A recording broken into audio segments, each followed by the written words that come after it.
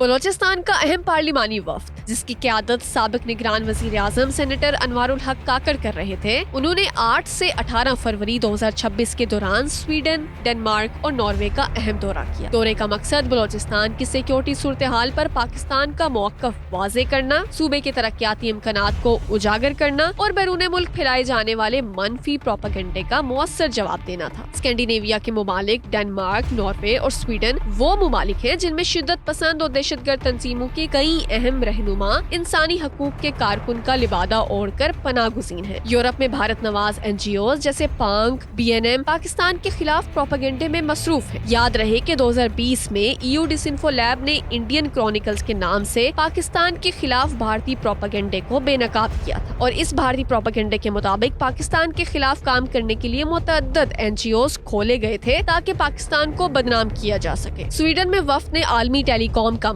Erikson, Swedish parliament کے اراکین اور سولنا کی میئر سے ملاقاتیں کی، جبکہ پاکستانی بزنس کمیونٹی سے روابط کے دوران سرمایہ کاری کے امکانات پر گفتگو کی گئی۔ ڈنمارک میں وفد نے قومی میڈیا کو انٹرویوز دیے، ڈینش پارلیمنٹ اور سپریم کورٹ کا دورہ کیا اور معروف بین الاقوامی کمپنیوں مرسک اور FL سمتھ کے اعلیٰ حکام سے ملاقاتیں کی۔ وزارت خارجہ کے حکام اور پاکستانی ڈائسپورا سے بھی تفصیلی تبادلہ خیال کیا گیا۔ ناروے کے دورے کے دوران 3 رکنی وفد جس میں سینیٹر دنیش کمار اور بلوچستان کے وزیر برائے ورکس اینڈ کمیونیکیشنز سلیم احمد کھوسا شامل تھے۔ انہوں نے سیاسی اور پالیسی سطح کے اجلاسوں میں شرکت کی۔ مختلف ملاقاتوں میں میزبان ممالک کے اراکین، پارلیمنٹ وزراء اور میڈیا نمائندوں کو پاکستان کی موجودہ سیاسی اور سیکیورٹی صورتحال سے آگاہ کیا گیا، جبکہ بلوچستان کے حوالے سے پھیلائی گئی غلط تاثر کو حقائق کے ساتھ مسترد کیا گیا۔ وفد نے انسانی حقوق، لاپتہ افراد اور سوشل میڈیا پر دہشت گرد تنظیموں اور ان کے سہولت کاروں کے منظم بیانیے کو بے نقاب کیا۔ سینیٹر انوار الحق کاکڑ نے ڈنمارک کے معروف میگزین